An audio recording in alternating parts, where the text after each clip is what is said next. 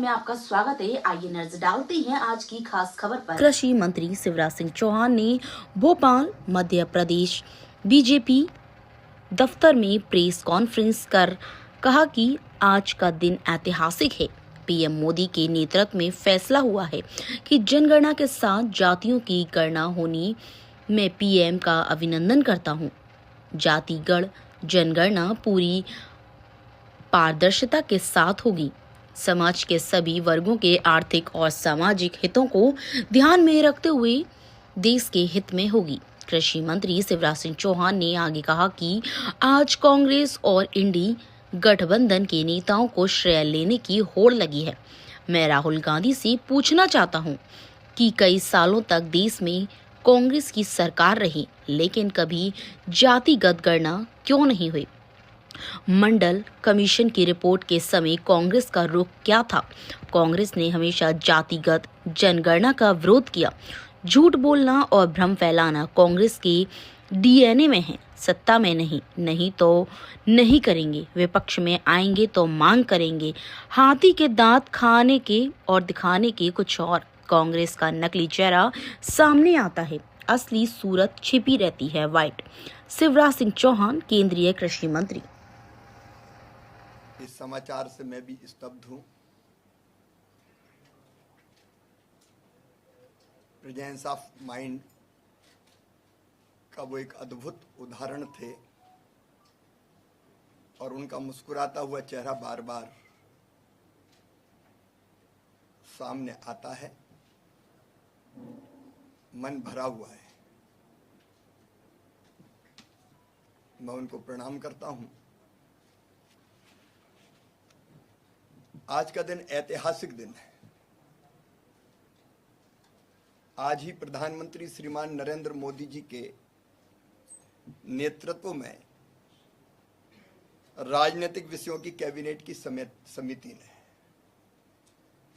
यह फैसला किया है कि अब जनगणना के साथ जातियों की गणना भी होगी। ये फैसला ऐतिहासिक है।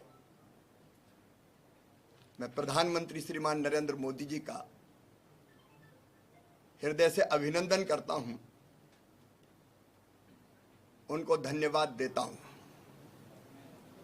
मित्रों, जातिगत जनगणना पूरी पारदर्शिता के साथ होगी। समाज के सभी वर्गों के आर्थिक और सामाजिक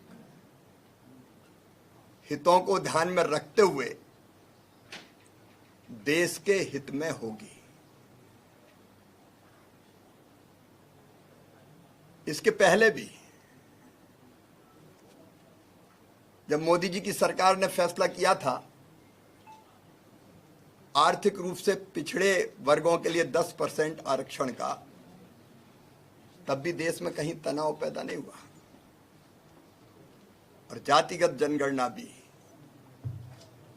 सामाजिक न्याय के लिए, सबका साथ, सबका विकास और सबके कल्याण के लिए की जाएगी। लेकिन आज कांग्रेस और इंडी गठबंधन के नेताओं में श्रेय लेने की होड़ लगी हुई है। मैं श्री राहुल गांधी जी से पूछना चाहता हूं, वर्षों तक कांग्रेस की सरकारें रही इस देश में,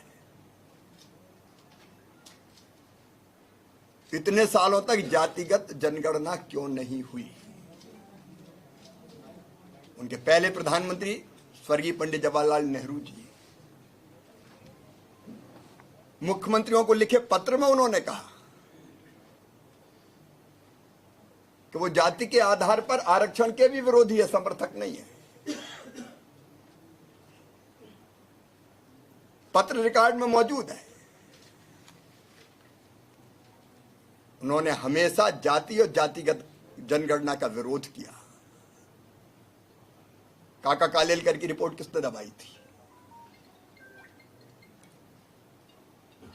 लेकिन केवल पंडित नेहरू जी का रवैया ऐसा नहीं था। स्वर्गीय इंदिरा जी ने क्या किया?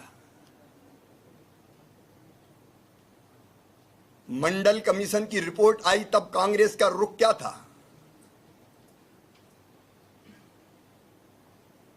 कांग्रेस ने हमेशा जातिगत गणना का, जनगणना का विरोध किया। मित्रों, आपको याद होगा 1980 के दशक में जब मंडल कमीशन आया तब इंदिरा जी ने विरोध किया था। बीपी मंडल की जातिगत जनगणना की मांग को तत्कालीन गृहमंत्री ज्ञानी जैल सिंह जी ने खारिज किया था। राहुल जी, मैं आपको याद दिलाना चाहता हूं, स्वर्गीय राजीव जी का रुख क्या था? तब जातिगत जनगणना क्यों नहीं की गई? सोनिया जी आई फिर पावर में, वे सुपर पीएम थी। दिवंगत पूर्व प्रधानमंत्री श्रीमान मनमोहन सिंह जी, उनकी सरकार आई और तब उन्होंने पार्लियामेंट में आश्वस्त किया था कि वो जातिगत जनगणना पर कैबिनेट में विचार करेंगे। मंत्रिमंडल का एक समूह बना, ग्रुप ऑफ मिनिस्टर्स, तब भी जातिगत जनगणना नहीं हुई। एक सर्वे पर हुआ, सर्वे जिसे एसईसीसी के नाम से जाना जाता है। क्यों श्रीमती सोनिया गांधी जी ने, क्यों स्वर्गीय मनमोहन जी ने जातिगत जनगणना नहीं करवाई? और एसईसीसी के जो आंकड़े थे उस समय सर्वे के, उसमें भी हजारों त्रुटियां थी, वो लगभग अग्राह्य कर दिया गया। तब कांग्रेस कहां थी? झूठ बोलना और भ्रम फैलाना ये कांग्रेस के डीएनए में है। 1971 में नारा दिया गया, गरीबी हटाओ। गरीबी नहीं हटी, गरीब ही हट गए। कर्जा माफ, बिजली बिल माफ, बेरोजगारी भत्ता देंगे। कितने झूठ बोले। जब सत्ता में हैं तब नहीं कराएंगे, जब विपक्ष में आएंगे तो मांग करेंगे। राहुल जी, हाथी के दांत खाने के और दिखाने के और। आश्रय के लिए आप उछल कूद कर रहे हो। पहले जवाब देना होगा, कांग्रेस ने क्यों नहीं की जातिगत जनगणना। आज बड़ी बड़ी बातें की जा रही थी। कांग्रेस का तो नकली चेहरा सामने आता, असली सूरज छुपी रहती है। मित्रों, जातिगत जनगणना पूरे पारदर्शी तरीके से होगी।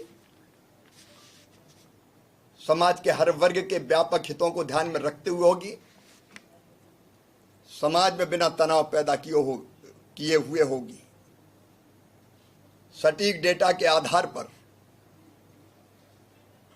समाज के हर वर्ग के कल्याण की योजनाएं बनाई जाएगी। लेकिन आज मैं राहुल जी को सुन रहा था, रियल विकास का काम अब शुरू होगा। तो 60 साल तुम्हारी सरकार रही, क्या कर रहे थे? क्या तब रियल विकास नहीं हुआ? आज वो कह रहे हैं तेलंगाना में हुआ।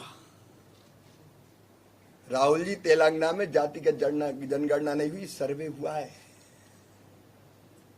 संविधान पढ़ने के लिए ट्यूशन लगाइए, ट्यूशन आप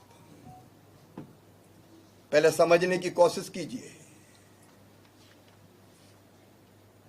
आज बातें की जा रही है, तारीख बताइए, कोई तुमसे पूछ के बताएंगे? कि विपक्ष के कहने पे बताएंगे। तारीख भी तय होगी, जातिगत जनगणना भी होगी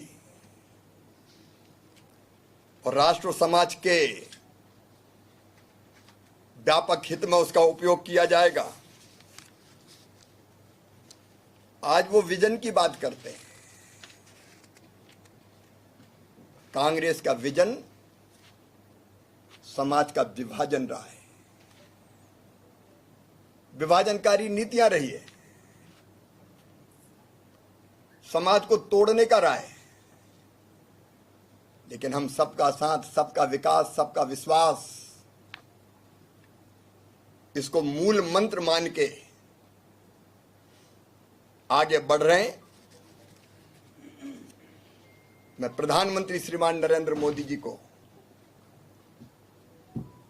फिर एक बार अंतरात्मा से, हृदय से धन्यवाद देता हूं। ये जाति की राजनीति नहीं है, सुशासन की आधारभूत नींव है। समाज के हर वर्ग को न्याय देने का प्रयास है।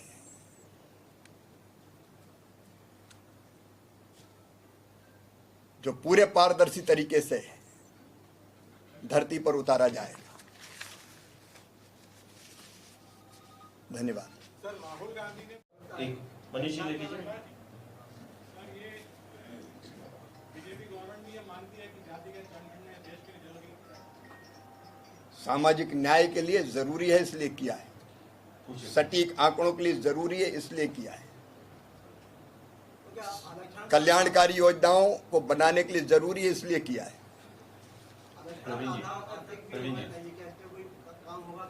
ये बीजेपी की सरकार है, मोदी जी के नेतृत्व में, जिसने फैसला किया कि आर्थिक रूप से पिछड़े जो हमारे गरीब थे उनको भी 10% आरक्षण दिया जाए। वो करके दिखा दिया। अभी जो हुआ है केवल उतना मैं बता। रवि जी, बिहार में विधानसभा चुनाव होने हैं, वहाँ पे जातिगत मुद्दे बहुत हावी रहते हैं, खासतौर से पूरी राजनीति यूपी और बिहार की खासतौर। तो क्या बिहार चुनाव ही केंद्र में था इस फैसले? भारतीय जनता पार्टी या एनडीए की सरकार चुनाव को ध्यान में रखते हुए फैसले नहीं करती, देश के हित को और जनता के कल्याण को ध्यान में रखते हुए फैसला करती। सर, आप कह रहे हैं कि पुलवामा कांड चल रहा, अचानक ये पहलगाम? कई फैसले लिए जा रहे हैं। आज ही फैसले लिए गए, किसानों को गन्ने का जो न्यूनतम समर्थन मूल्य वो बढ़ाने का फैसला हुआ है। नॉर्थ ईस्ट में सड़कें बनाने का फैसला हुआ है। तो समय के साथ साथ हर फैसले होते चले जाते हैं। वो तो पेट में दर्द केवल इसलिए है कि ये हो कैसे गया, अब हम क्या करेंगे। जब उचित समय होता है तब सरकार फैसला करती है। पर कई चीजें ऐसी होती जो घोषणा पत्र में नहीं होती और कर दी जाती। हमने लाडली बहना का कब घोषणा पत्र में कहा था, कर दिया। एक मिनट अतुल जी, एक मिनट। विजय,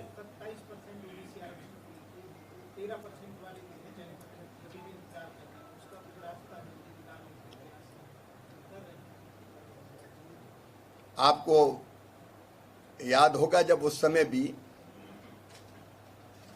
पंचायत चुनाव के बारे में फैसला आया था, तब भी पूरी ताकत से हमने कोर्ट में पक्ष रख के और ओबीसी के हितों का संरक्षण किया था, अधिकारों का संरक्षण किया था। और सरकार में रहते हुए भी हमारी सरकार ओबीसी के हितों की रक्षा के लिए प्रतिबद्ध है, हर संभव कदम उठा रही है। अतुल जी, माइनॉरिटी कम्युनिटी को रिजर्वेशन देने की, क्या इसके बारे में भी बीजेपी सोचा है? धर्म के आधार पर रिजर्वेशन देने की भारतीय जनता पार्टी विरोधी है, ये जग जाहिर है। मनीष जी, मानते ही नहीं है। भारतीय जनता पार्टी मुद्दों की राजनीति नहीं करती। विकास और जन कल्याण हमारी जड़ों में है और इसी के लिए हम करेंगे।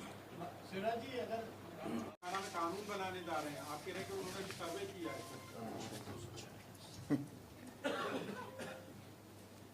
राहुल गांधी क्या सोचते और क्या कहते हैं इसका कोई ठिकाना ही नहीं है।